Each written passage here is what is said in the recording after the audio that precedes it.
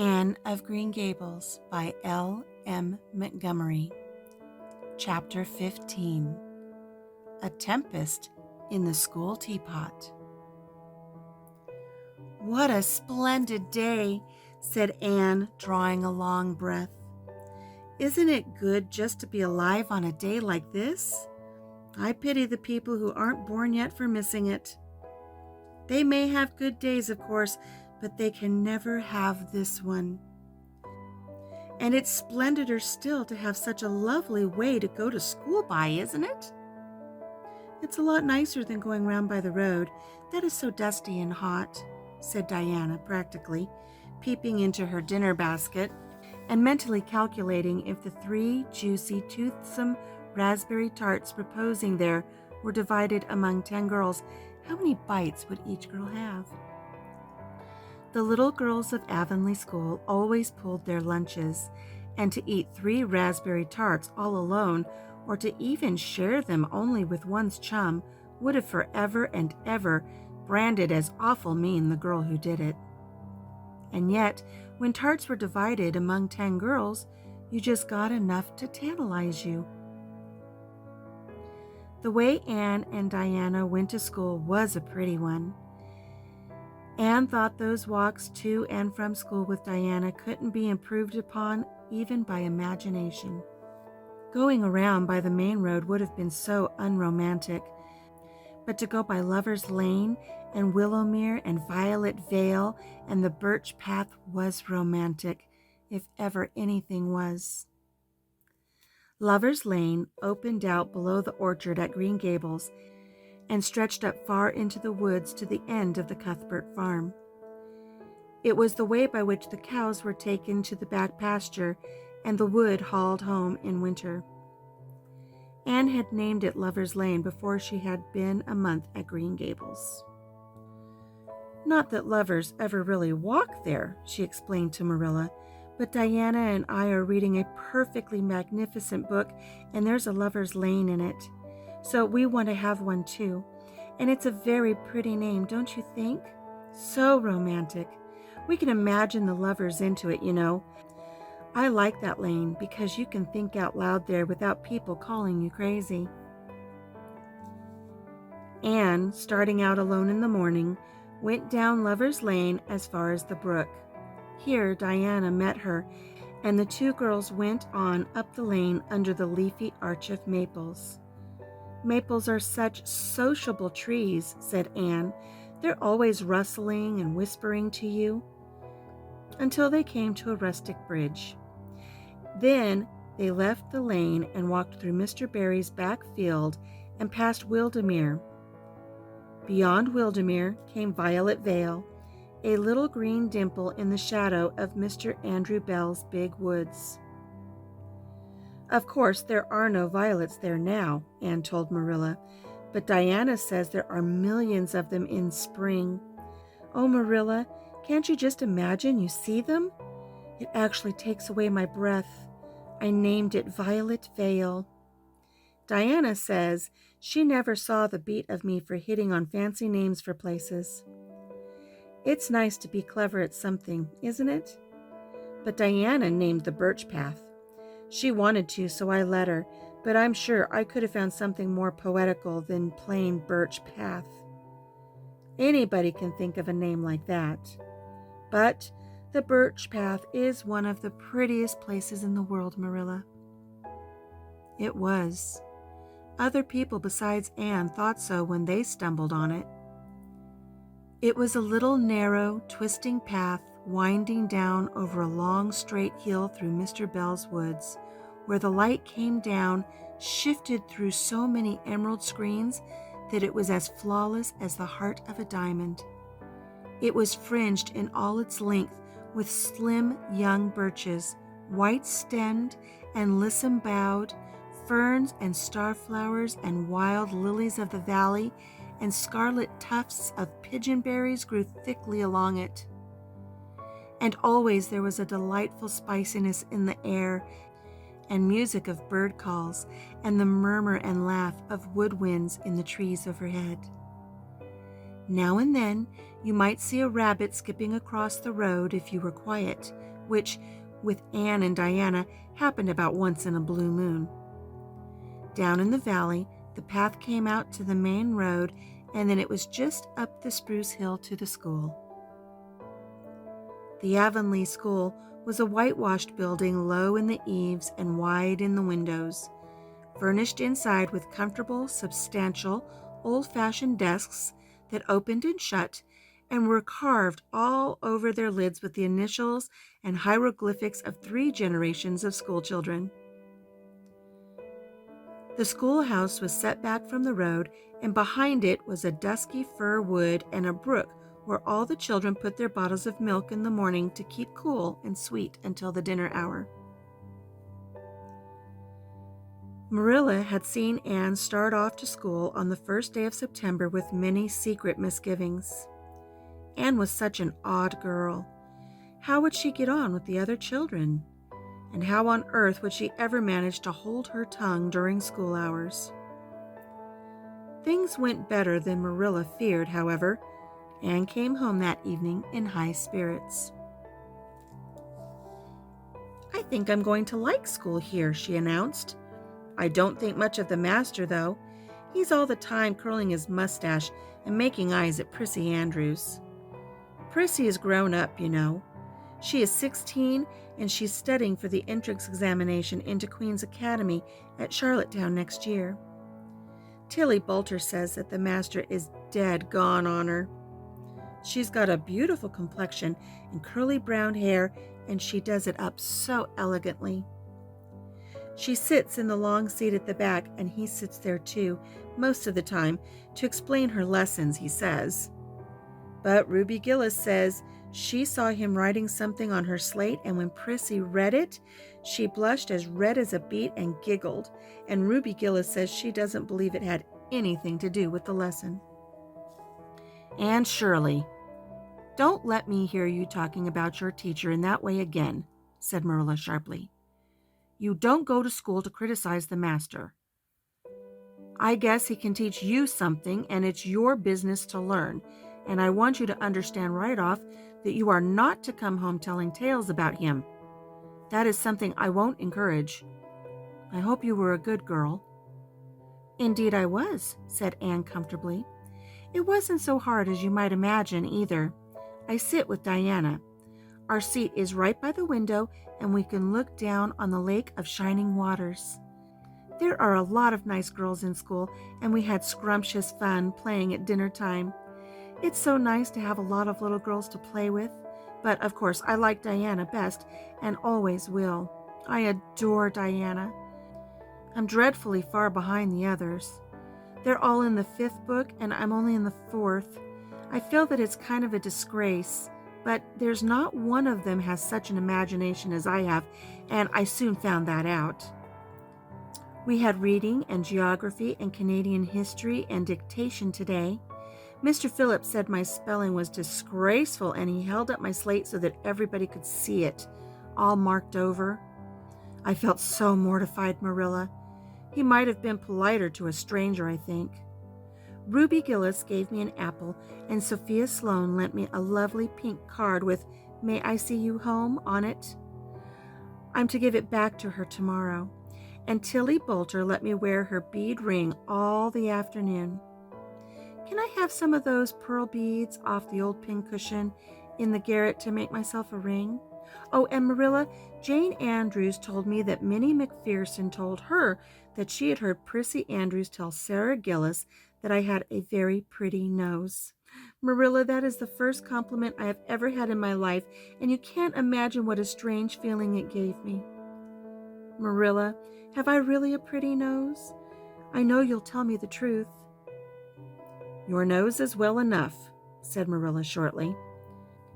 Secretly, she thought Anne's nose was a remarkably pretty one, but she had no intention of telling her so. That was 3 weeks ago, and all had gone smoothly so far. And now, this crisp September morning, Anne and Diana were tripping blithely down the birch path, 2 of the happiest little girls in Avonlea. I guess Gilbert Blythe will be in school today, said Diana. He's been visiting his cousins over in New Brunswick all summer, and he's only come home Saturday night. He's awfully handsome, Anne, and he teases the girls something terrible. He just torments our lives out. Diana's voice indicated that she rather liked having her life tormented out than not. Gilbert Blythe? Said Anne. Isn't it his name that's written up over the porch wall with Julia bells and a big "take notice" over them? Yes, said Diana, tossing her head, but I'm sure he doesn't like Julia Bell so very much. I've heard him say he studied the multiplication table by her freckles. Oh, don't speak about freckles to me, implored Anne. It isn't delicate when I've got so many, but I do think that writing take notices up on the wall about the boys and girls is the silliest ever. I should just like to see anybody dare to write my name up with a boy's. Not, of course, she hastened to add, that anybody would. Anne sighed. She didn't want her name written up, but it was a little humiliating to know that there was no danger of it. Nonsense, said Diana, whose black eyes and glossy tresses had played such havoc with the hearts of Avonlea's schoolboys that her name figured on the porch walls in half a dozen take notices. It's only meant as a joke, and you don't have to be too sure your name won't ever be written up. Charlie Sloane is dead gone on you. He told his mother, mind you, that you were the smartest girl in school. That's better than being good looking. No, it isn't, said Anne, feminine to the core. I'd rather be pretty than clever, and I hate Charlie Sloane. I can't bear a boy with goggle eyes. If anybody wrote my name up with his, I'd never get over it, Diana Barry. But it is nice to keep head of your class. You'll have Gilbert in your class after this, said Diana, and he's used to being head of his class, I can tell you. He's only in the 4th book, although he's nearly 14. 4 years ago, his father was sick and had to go out of Alberta for his health, and Gilbert went with him. They were there 3 years, and Gil didn't go to school hardly any until they came back. You won't find it so easy to keep head after this, Anne. I'm glad, said Anne quickly. I couldn't really feel proud of keeping head of little boys and girls of just 9 or 10. I got up yesterday spelling ebullition. Josie Pyra's head, and mind you, she peeped in her book. Mr. Phillips didn't see her. He was looking at Prissy Andrews, but I did. I just swept her a look of freezing scorn, and she got as red as a beet and spelled it wrong after all.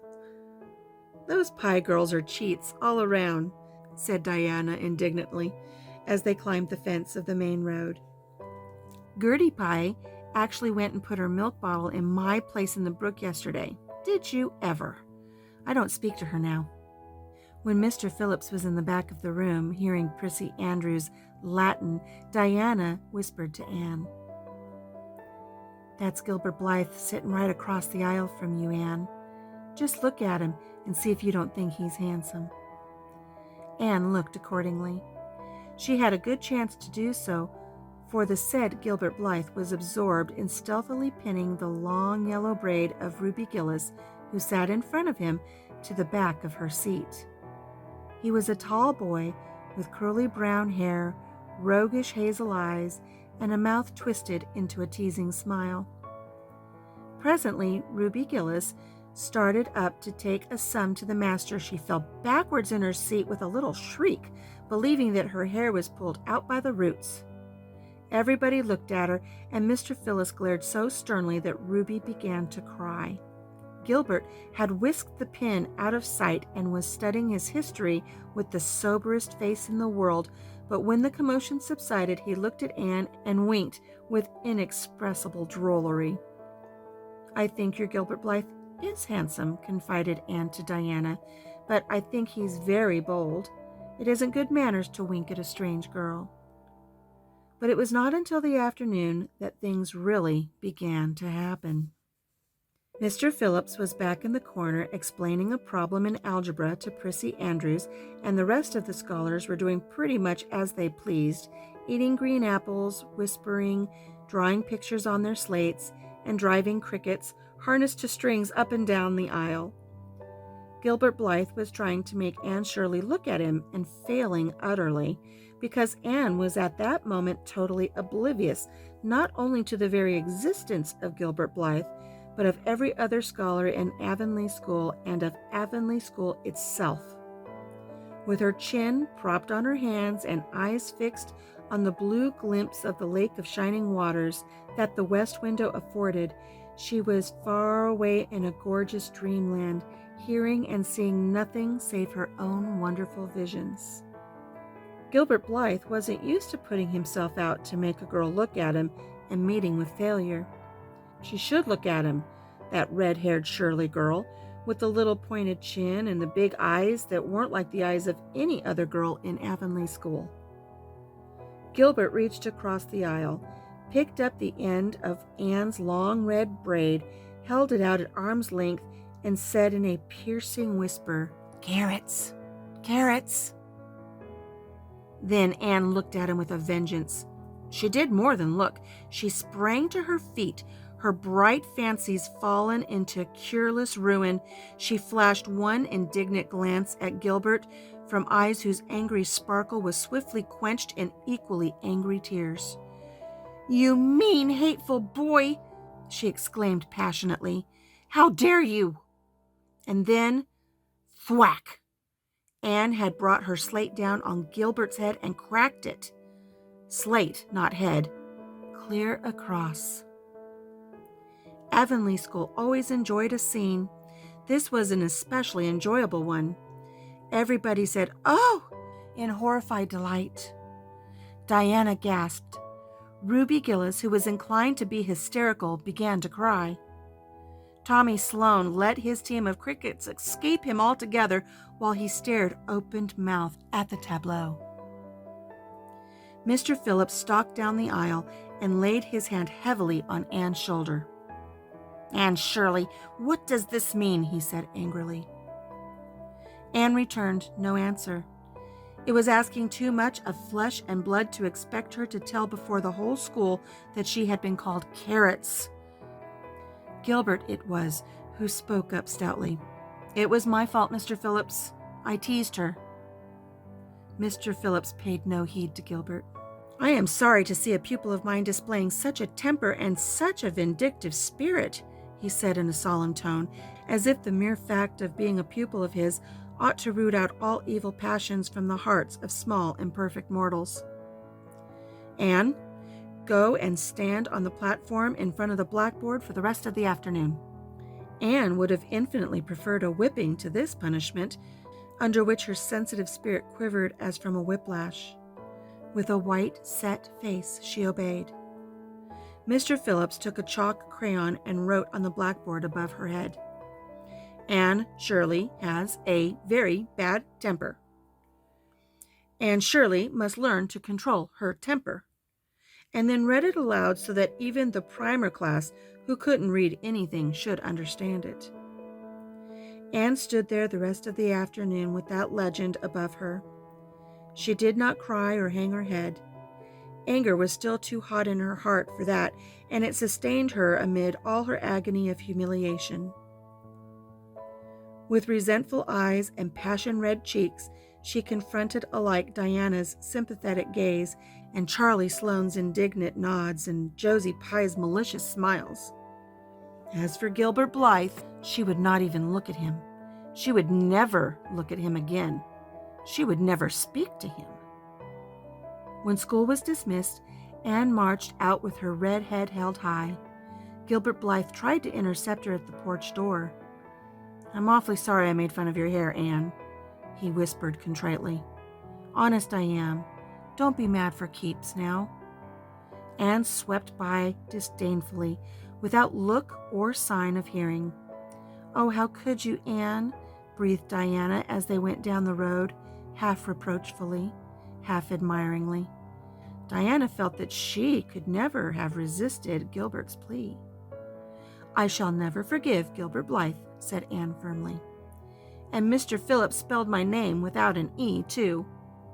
The iron has entered into my soul, Diana." Diana hadn't the least idea what Anne meant, but she understood it was something terrible. "You mustn't mind Gilbert for making fun of your hair," she said soothingly. "Why, he makes fun of all the girls. He laughs at mine because it's so black.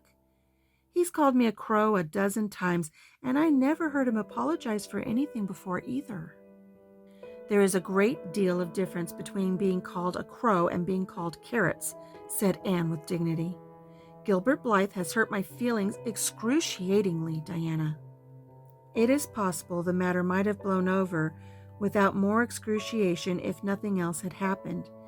But when things begin to happen, they are apt to keep on. Avonlea scholars often spent noon hour picking gum in Mr. Bell's spruce grove over the hill and across his big pasture field. From there, they could keep an eye on Eben Wright's house where the master boarded.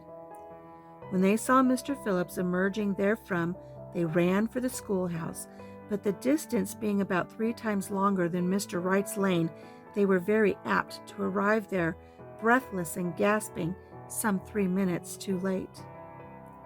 On the following day, Mr. Phillips was seized with one of his spasmodic fits of reform and announced before going home to dinner that he should expect to find all the scholars in their seats when he returned.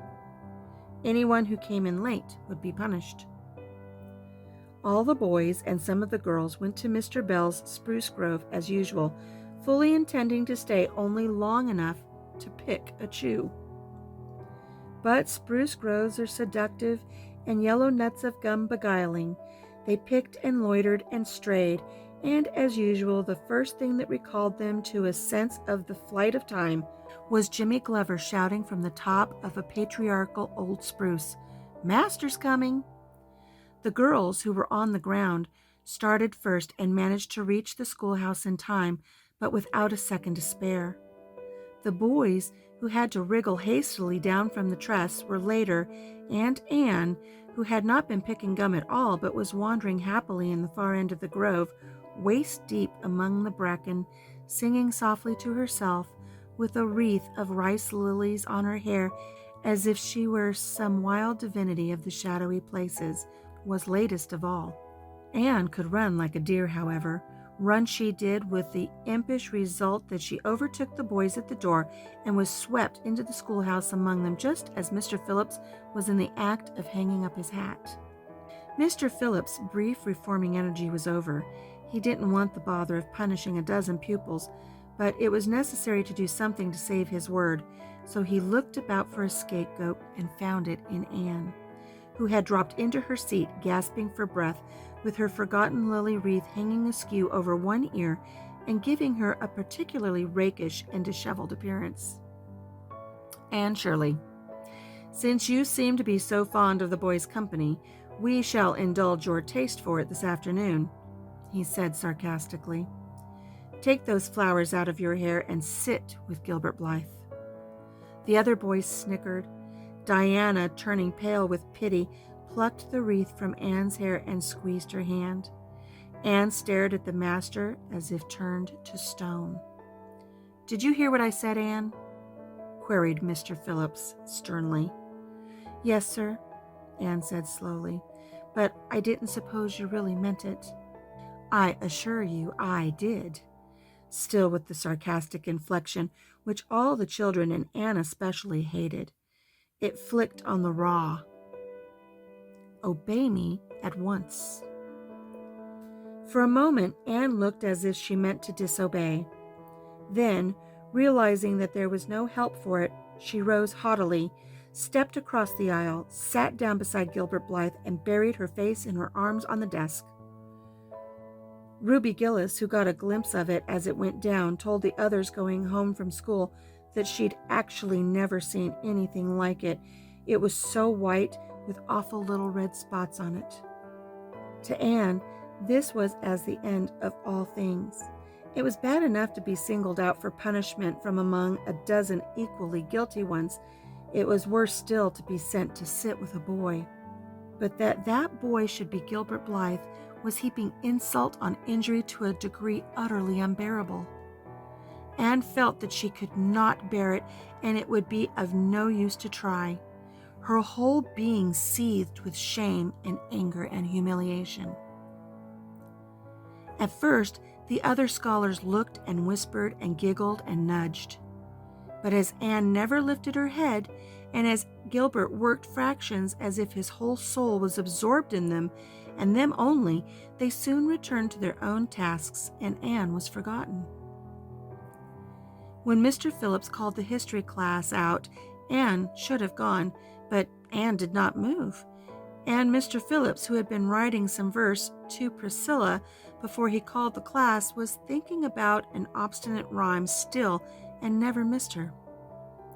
Once, when nobody was looking, Gilbert took from his desk a little pink candy heart with a gold motto on it, "You are sweet," and slipped it under the curve of Anne's arm.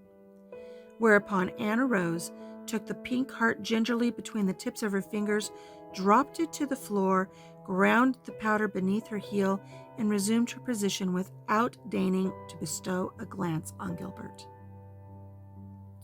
When school went out, Anne marched to her desk, ostentatiously took out everything therein, books and writing tablet, pen and ink, testament and arithmetic, and piled them neatly on her cracked slate.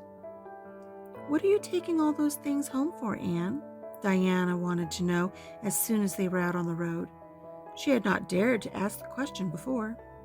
"I am not coming back to school anymore," said Anne. Diana gasped and stared at Anne to see if she meant it. "Will Marilla let you stay home?" she asked. "She'll have to," said Anne. "I'll never go to school to that man again." "Oh, Anne," Diana looked as if she were ready to cry. "I do think you're mean. What shall I do? Mr. Phillips will make me sit with that horrid Gertie Pye. I know he will because she is sitting alone. Do come back, Anne." "I'd do almost anything in the world for you, Diana," said Anne sadly. "I'd let myself be torn limb from limb if it would do you any good. But I can't do this, so please don't ask. You harrow up my very soul." "Just think of all the fun you will miss," mourned Diana. "We are going to build the loveliest new house down by the brook, and we'll be playing ball next week. And you've never played ball, Anne. It's tremendously exciting. And we're going to learn a new song. Jane Andrews is practicing it up now, and Alice Andrews is going to bring a new Pansy book next week, and we're all going to read it out loud, chapter about Down by the Brook. And you know you are so fond of reading out loud, Anne." Nothing moved Anne in the least. Her mind was made up. She would not go to school to Mr. Phillips again. She told Marilla so when she got home. "Nonsense," said Marilla. "It isn't nonsense at all," said Anne, gazing at Marilla with solemn, reproachful eyes. "Don't you understand, Marilla? I've been insulted." "Insulted fiddlesticks. You'll go to school tomorrow as usual." "Oh, no," Anne shook her head gently. "I am not going back, Marilla. I'll learn my lessons at home, and I'll be as good as I can be and hold my tongue all the time if it's possible at all. But I will not go back to school, I assure you." Marilla saw something remarkably like unyielding stubbornness looking out of Anne's small face. She understood that she would have trouble in overcoming it, but she resolved wisely to say nothing more just then. "I'll run down and see Rachel about it this evening," she thought. "There's no use reasoning with Anne now. She's too worked up, and I've an idea she could be awful stubborn if she takes the notion. Far as I can make out from her story, Mr. Phillips has been carrying matters with a rather high hand, but it would never do to say so to her. I'll just talk it over with Rachel. She's sent 10 children to school, and she ought to know something about it. She'll have heard the story, too, by this time." Marilla found Mrs. Lynde knitting quilts as industriously and cheerfully as usual. "I suppose you know what I've come about," she said, a little shamefacedly. Mrs. Rachel nodded. "About Anne's fuss in school, I reckon," she said. "Tilly Boulter was in on her way home from school and told me all about it." "I don't know what to do with her," said Marilla. "She declares she won't go back to school. I never saw a child so worked up. I've been expecting trouble ever since she started to school. I knew things were going too smooth to last. She's so high-strung. What would you advise, Rachel?" "Well, since you've asked my advice, Marilla," said Mrs. Lynde amiably. Mrs. Lynde dearly loved to be asked for advice. "I'd just humor her a little at first, that's what I'd do. It's my belief that Mr. Phillips was in the wrong. Of course, it doesn't do to say so to the children, you know. And of course, he did right to punish her yesterday for giving way to temper. But today it was different. The others who were late should have been punished as well as Anne, that's what. And I don't believe in making the girls sit with the boys for punishment. It isn't modest." Tilly Boulter was real indignant. She took Anne's part right through and said all the scholars did too. Anne seems real popular among them somehow. I never thought she'd take with them so well. "Then you really think I'd better let her stay home?" said Marilla in amazement. "Yes, that is, I wouldn't say school to her again until she said it herself. Depend upon it, Marilla, she'll cool off in a week or so and be ready enough to go back of her own accord. That's what. While if you were to make her go back right off, dear knows what freak or tantrum she'd take next and make more trouble than ever. The less fuss made, the better, in my opinion. She won't miss much by not going to school. As far as that goes, Mr. Phillips isn't any good at all as a teacher. The order he keeps is scandalous, that's what, and he neglects the young fry and pulls all his time on those big scholars he's getting ready for Queen's. He'd never have got to the school for another year if his uncle hadn't been a trustee, the trustee, for he just leads the other two around by the nose, that's what. I declare I don't know what education in this island is coming to."